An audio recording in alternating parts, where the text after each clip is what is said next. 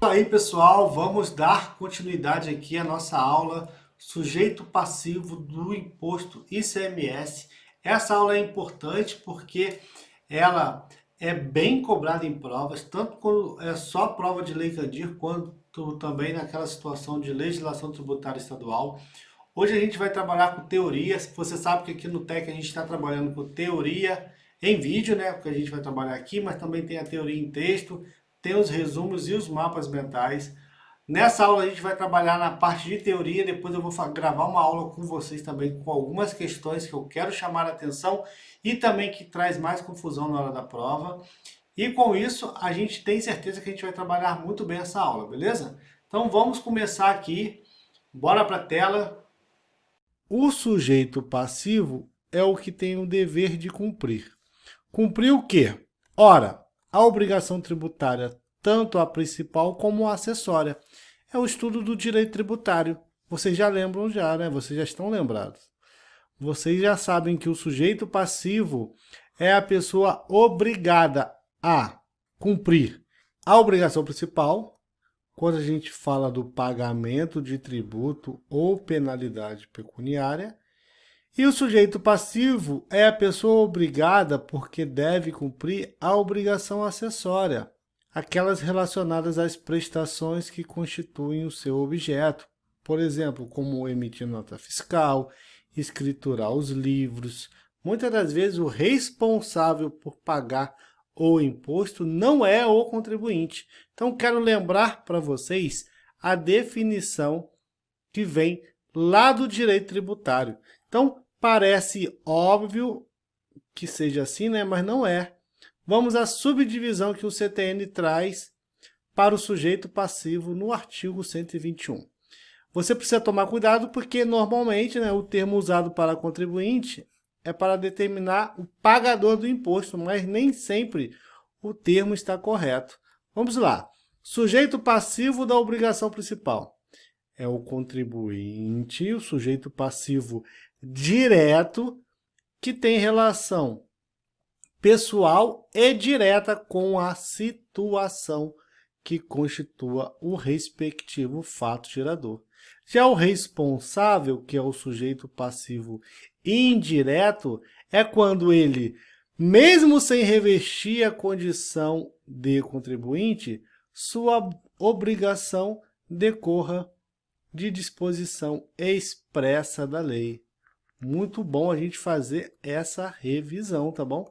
É importante porque no momento apropriado a gente vai estudar o mecanismo, por exemplo, da responsabilidade por substituição tributária. Feito esse resumo, vamos continuar. O artigo 4º da Lei Candir nos informa que contribuinte é qualquer pessoa física ou jurídica que realize com habitualidade ou em volume que caracterize intuito comercial. Perceba que não é E, tá bom? É habitualidade ou em volume operações de mercadoria ou prestações de serviço de transporte interestadual e intermunicipal e de comunicação, ainda que as operações e as prestações se iniciem no exterior. Então, vou reforçar aqui para vocês que o contribuinte é qualquer pessoa física ou jurídica que realize com habitualidade ou em volume que caracterize intuito comercial. Então, pensa o seguinte, assim você pode pensar, por exemplo, no frete. Então, você faz frete com habitualidade, mesmo que você seja uma pessoa física, mesmo que você não constitua uma pessoa jurídica, você é sim contribuinte do ICMS por conta da habitualidade. Beleza? Quero já tirar essa dúvida que muita gente tem. Pô, sou contribuinte só porque eu fiz uma única operação? Pode ser que seja enquadrado sim, caso seja enquadrado em volume que caracterize intuito comercial. Então, eu vou fazer apenas uma única operação com mercadorias. comprei 1000 calça jeans em um feirão, feirão de fábrica, estou levando para uma outra cidade e sou interceptado aqui pelo fisco. Vai lá, me para. Estou com 1000 calças. Não faço isso com habitualidade, porém, essas 1000 calças pode ser considerado com o volume que caracteriza intuito comercial. Então, se o fisco identificar que o volume de calças que eu estou levando caracteriza intuito comercial, eu posso ser enquadrado como contribuinte do ICMS. Beleza, pessoal? Aqui é mais conceitual, mas quero que você preste bastante atenção com isso. Perceba que nós temos dois fatores, habitualidade ou volume que caracteriza intuito comercial. Se você vendeu apenas uma caneta uma única vez, não caracteriza a operação de circulação com intuito comercial e nem possui habitualidade. Já se você é um empreendedor, tem intuito, volume e habitualidade, ou habitualidade, por exemplo, você é contribuinte. O macete para você começar a separar uma operação como fato gerador de uma operação que está fora da abrangência do imposto é esse. Percebeu? Aí outro exemplo é o lance da fábrica de calçados, por exemplo, PJ contribuinte de ICMS. Decide vender seus computadores antigos. Então ela tem lá vários computadores antigos e ela quer vender. Por exemplo, ela tem 5 computadores antigos. Antes de comprar os novos, ela decide vender. Nesse caso, ela não é considerada contribuinte nessa operação de mercadoria, tá bom? Quem é considerado contribuinte do ICMS? Pessoa jurídica ou pessoa física que realize operação de circulação de mercadorias ou prestação de serviços que são enquadrados no fato gerador do ICMS. E nós vamos lembrar da habitualidade ou volume que caracteriza intuito comercial. Mas temos exceções. A Lei Candir traz exceções. E ela nos informa o seguinte: é também contribuinte tanto a pessoa física quanto a pessoa jurídica que, mesmo sem habitualidade ou intuito comercial, então mesmo que não tenha habitualidade ou intuito comercial, importe mercadorias ou bens do exterior, qualquer que seja a sua finalidade. Seja destinatária de serviço prestado no exterior. Então, ela é destinatária de serviço prestado no exterior. Não caracteriza habitualidade ou volume de intuito comercial. Né? No caso aqui de prestação de serviço, não é habitual ela ser destinatária do serviço prestado no exterior. Mesmo assim, ela é contribuinte. Mesmo assim, ela é contribuinte tanto a pessoa física quanto a pessoa jurídica. Mesmo que não seja habitual a importação de mercadorias, ou mesmo que não tenha volume com intuito comercial, ela ainda assim é contribuinte do ICMS. Beleza? É contribuinte aquele que adquire em licitação mercadorias ou bens apreendidos ou abandonados oriundos do exterior. É contribuinte aquele que adquira lubrificantes e combustíveis líquidos e gasosos derivados de petróleo. Então, é contribuinte aquele que recebe petróleo, aquele que recebe lubrificantes e combustíveis derivados de petróleo, e é contribuinte aquele que recebe, adquiriu em outro estado, energia elétrica, em operações interestaduais, quando não destinados à comercialização ou industrialização. Então, perceba que nós temos aqui, na Lei Candir, 4 situações em que, mesmo que sem habitualidade ou intuito comercial, a pessoa que importe mercadorias, seja destinatária de serviço prestado no exterior, adquire em licitação pública mercadorias ou bens apreendidos ou abandonados, e aquele que adquire petróleo, lubrificantes e derivados de petróleo ou energia elétrica em operações interestaduais quando não destinados à comercialização, são considerados contribuintes do ICMS. Olha que legal, né? Olha que legal. Vamos bater um papo aqui sobre as exceções. Então, a gente tem aqui a primeira exceção, que é a importação de mercadorias ou bens. É também contribuinte a pessoa física ou jurídica que, mesmo sem habitualidade ou intuito comercial, importe mercadorias ou bens do exterior, qualquer que seja a finalidade. Então, se a finalidade por exemplo, o uso, o consumo, pode ser, por exemplo, integralizar o capital social, pode ser utilizar como ativo na empresa, pode ser para revenda, não importa. Aquela pessoa que importa a mercadoria é contribuinte do ICMS. Então, a lei nos informa que importou mercadorias, não importa qual que é a finalidade. Não importa qual é a finalidade. Beleza? Importou 2 celulares. A pessoa física, Joana. Ela descobre depois que tem que pagar ICMS, por exemplo. Ela questiona, nossa, é um absurdo. Eu nem irei revender, irei usar para o meu uso. Não importa. Incide ICMS e ela é a contribuinte do ICMS nessa situação.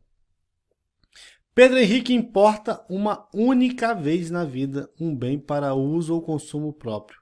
Pedro Henrique será então considerado contribuinte do ICMS e pagará o imposto sobre essa operação. Vamos à segunda situação, que é a aquisição de serviços do exterior. Então, mesmo sem habitualidade ou intuito comercial, se a pessoa é destinatária de serviço prestado no exterior ou cuja prestação se tem iniciado no exterior, ela é contribuinte do ICMS. Nós não temos dúvidas. Não será contribuinte do ICMS, por exemplo, o prestador do serviço que está situado lá na Alemanha. A pessoa que é destinatária desse serviço, seja ela uma pessoa física ou uma pessoa jurídica, independentemente se existe habitualidade ou intuito comercial, ela é a contribuinte do ICMS, a pessoa que é destinatária do serviço. Não será, por exemplo, nesse caso, o prestador de serviço, por exemplo, que está situado lá na Alemanha. Nosso exemplo aqui. Mais uma situação para a gente é quando nós temos aquela situação de apreensão de mercadorias ou bens, não é isso? Que tenha sido apreendida ou abandonada, a gente sabe que essa mercadoria ou bem vai a leilão. Essa mercadoria do bem vai ao leilão.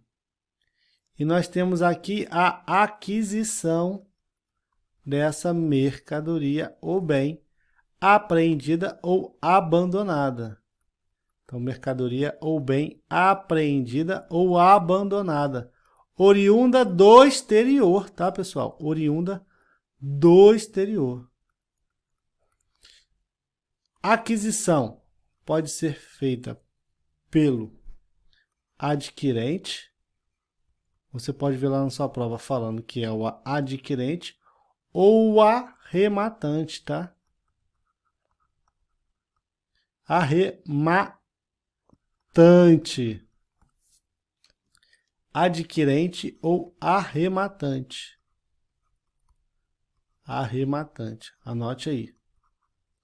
Importante você identificar que aquele que adquire em licitação mercadorias ou bens apreendidos ou abandonados oriundos do exterior é sim contribuinte do ICMS, mesmo que não tenha habitualidade ou intuito comercial. Então o imposto será arcado pelo adquirente e o contribuinte é, por definição legal, a pessoa física ou jurídica adquirente dessa licitação.